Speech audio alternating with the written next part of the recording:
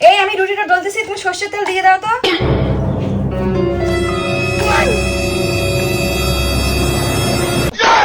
আরে এটা কি করলে? এই যে সরষের তেল দিতেছি। এটা কই সরষের তেল? এই যে সরষে আর এই যে তেল।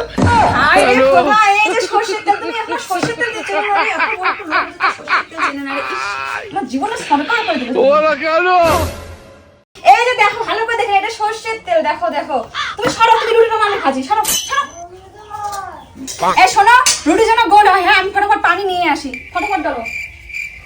রুটি গোল হবে? হ্যাঁ, বুদ্ধি আছে।